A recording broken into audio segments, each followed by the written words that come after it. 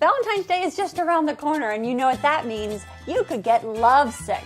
Today I talk with an expert on how to avoid the Valentine's Day trap. Join us. Welcome back to kimTV, where lifestyle elevates your life. I'm your host, Kim Castle. Valentine's Day is just around the corner, and I don't know about you, but for me, when it gets to be Valentine's Day, there's something that happens. I'm equally excited and depressed, and I don't know why. So rather than stew in my own emotional soup this year, I thought I'd find out why, and I'm going to talk to an expert. So joining me today is Kati Morton, a therapist, a hip therapist, I have to say, and she has a really rapidly growing YouTube channel, and thank you so much for joining me today. Yeah, thanks for having me on. Happy to be here. I love the way that you talk about these really serious subjects to a young audience. No. So I want to today talk about a very serious subject, Valentine's Day. But Serious. It's super serious because I don't know what it is about holidays. You know, there's certain holidays that really bring up these mixed emotions. And you look at something as silly or as simple as Valentine's Day, and it really brings up some serious shit.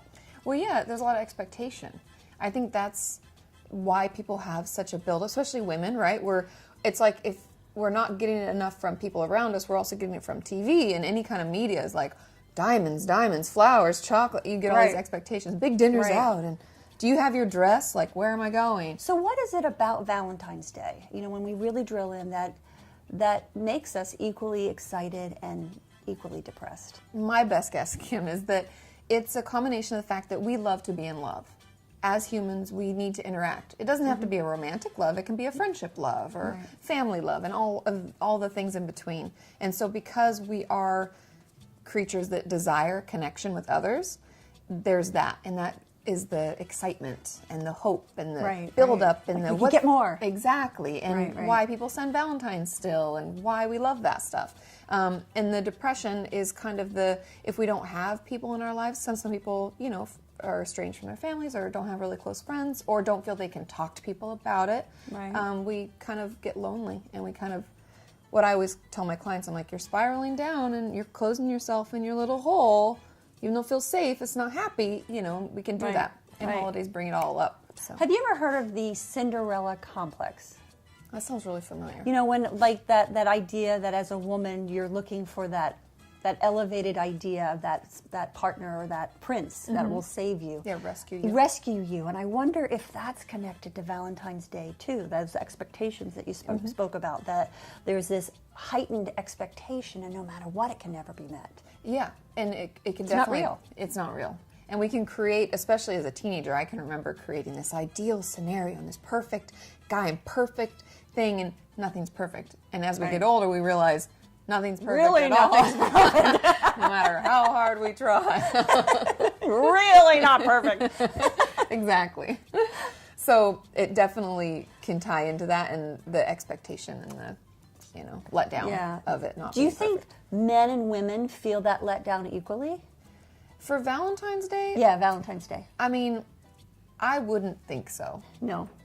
I don't have many men who worry unless they have a new relationship and they need to impress. I mean, I have probably like a 10th or 20th% of my practice is men. Most often it's fathers, but sometimes it's husbands. And I find that their worry is letting them down. It's not actually the pressure. Yeah, they may not feel the expectation. They feel it from a pressure, like, oh my God, am I going to do it right, or am I going to win this year? Did I get the right thing? Did I get the right size? Is she going to be offended? I mean, we're complex. We know this. Yeah. And we're kind of difficult sometimes. And so they worry and they feel pressure. Yeah, so I was going to say, we probably feel it. They probably feel the equal amount of pressure, just like responsible for making it be good. Exactly. Yeah, like the Prince complex. Yeah, the Prince complex. Yeah, you know what? We keep thinking it's all about us, but like, hey, we got to let them off the hook. Exactly. Gotcha. Yep. So do you identify with the idea of the Valentine's Day trap, that it really is a trap that we set ourselves up for? I do. Yeah. I mean, something that I encourage a lot of my clients as well as my followers to do is to not sign up for it. And not in a, we can't enjoy Valentine's Day, we can't send love. So no chocolate?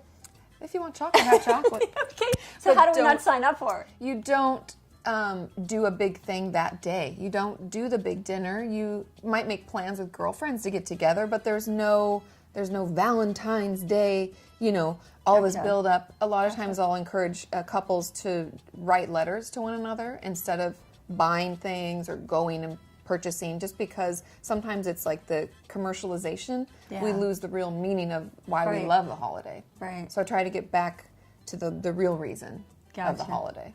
For years, I would ask my husband, like throughout the year, will you be my Valentine? Will you be my Valentine? Yeah. And he would say, no, it's not Valentine's Day. No, it's not Valentine's Day. And there was always that, oh, it's Valentine's Day. And I can say, will you be my Valentine? And he'll say, yes.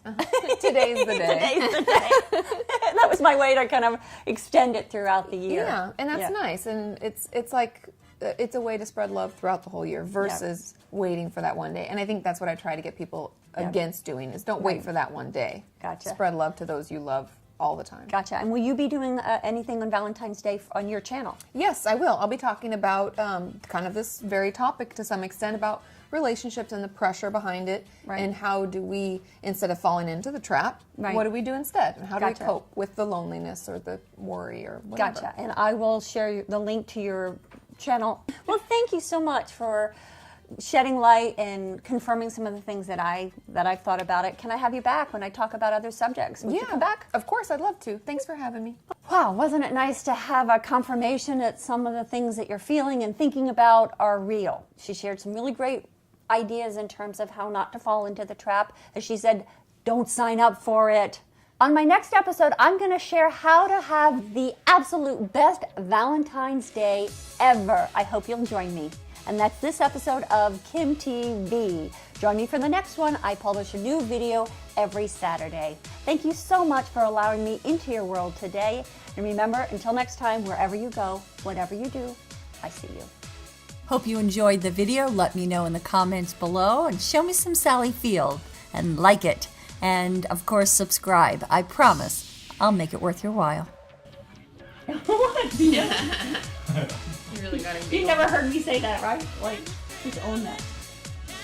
Well, it just sounds funny at the moment. I just feel good. I'm tired. Yeah, exactly. That's probably what it is. You're saying it in a different way. Okay.